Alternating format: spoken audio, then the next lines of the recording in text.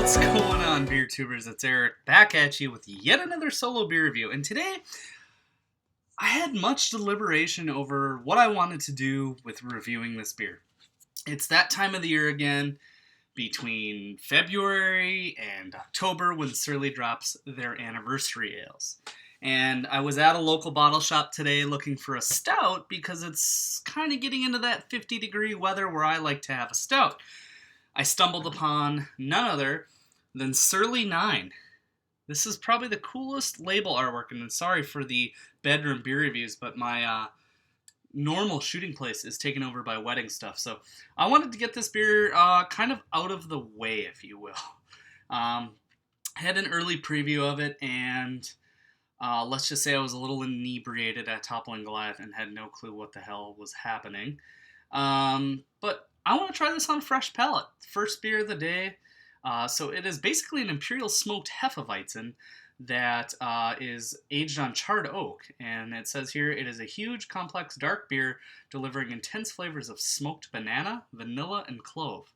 Well, I like Hefeweizen, and I like El Jefe Negro, so if this is just a jacked up version of it, I should probably like it, shouldn't I? So here goes nothing, guys. Surly Nein. I bring you these reviews as fast as I can. Before anybody else on YouTube for the Midwest Surly Hype beers, and at least I try to for Toppling Goliath as well. So you can count on this channel to always try to do that. This beer pours out that crazy pitch black, deep-hued browns coming out of the bottom. I can smell the smoke, the banana, a hint of clove and vanilla coming out. I'm serving this a little warmer than I probably should. I'm giving this like a, I don't know, rate in the 50s? Anyways, this was also, this artwork, just before I forget, was designed by Erica Williams, who did the Darkness 2015 bottle, and they're doing a barrel-aged and a regular, so I hope to have those up before I leave for Cancun. So, alright guys, so this one is a Imperial Smoked Hefeweizen, as I said prior, aged on charred oak. Todd went to Bamberg, Germany, and basically drew a lot of traditional honeycombs. They used honeycombs of white oak for the charred oak, if you will. Anyways, so they use Pils malt, oak smoked wheat malt, Carahel, Cara wheat, dark wheat, and acidulated malt. And John's favorite Surly hop for bittering, which is Warrior, which was then fermented with a German Hefe yeast. Anyways, you saw it pour out pitch black. Little head to speak of. Let's go ahead and dive into the nose. Wow, I get like this, I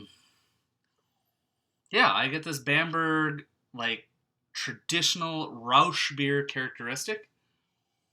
I do get cloves. I do get a little bit of vanilla, a little bit of cherry even. But really, this is smoke, vanilla, bananas, a lot of bananas.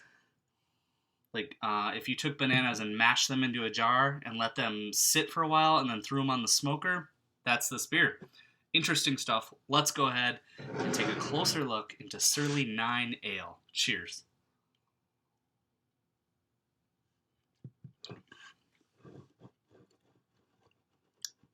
Wow.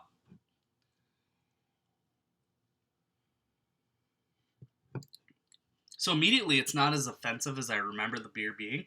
You get this wave of creamy banana, like Runts candy. You get like those banana notes. They're strong. You get this Hefeweizen wheat bubblegummy character, and then you're just gently greeted with a touch of Bamberg smoked malt. Not necessarily cherry wood. It's got kind of this bacony note. If you like Surly smoke, you're really gonna like this beer.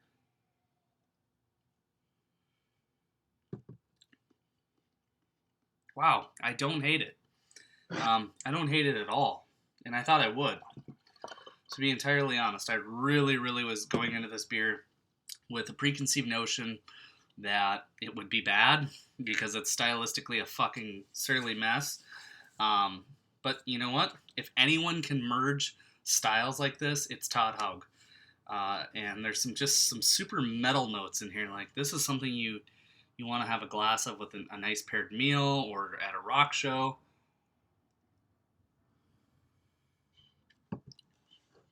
Yeah, creamy banana, tons and tons and tons of vanilla.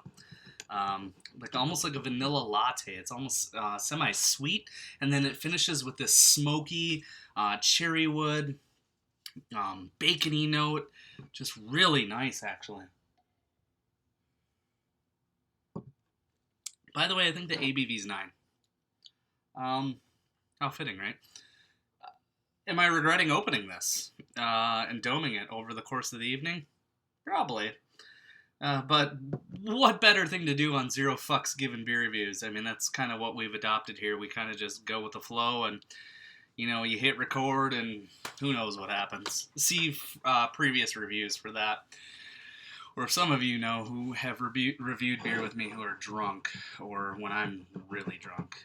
You know exactly what we're getting at here. Could be a bad thing.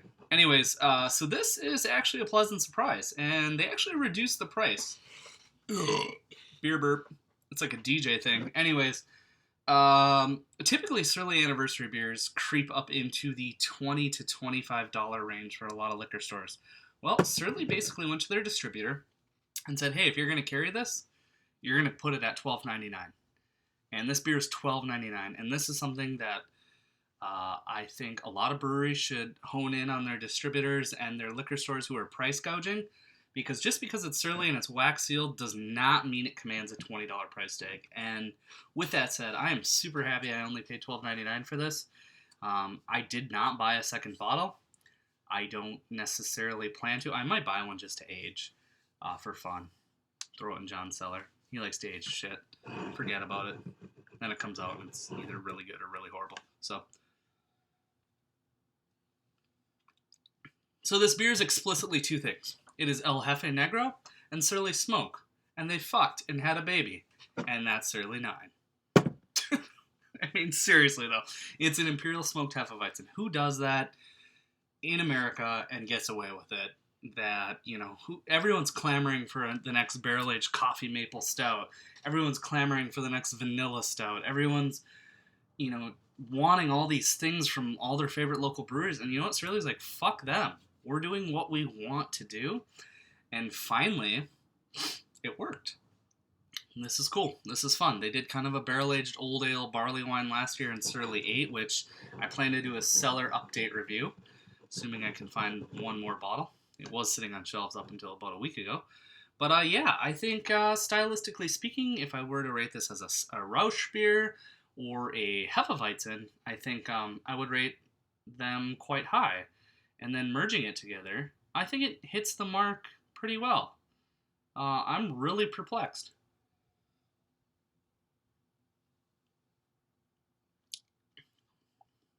It's got just the right amount of smokiness, just the right amount of banana and vanilla, some clovey notes. It's almost like smoking a clove cigarette dipped in like banana oil. I don't know. Descriptors are coming out the wazoo today. But yeah, I'm inclined to give this a world-class rating. I think they did a really, really good job. They dialed it in. They brewed it in a way that isn't offensive to anyone who likes Hefes or smoked beer or Rauch beer. And I think it's getting a 93 for me. And that's probably really high to a lot of people out there, because a lot of people hate Hefeweizen, wheat beer, and hate smoked beer. So, yeah, Surly 9. You saw it here first on YouTube. You saw it here on my channel. And I hope you come back for more beer reviews. I will have Wet the day it drops on this channel. I will have Darkness, hopefully the day it drops on this channel. Possibly even live footage. So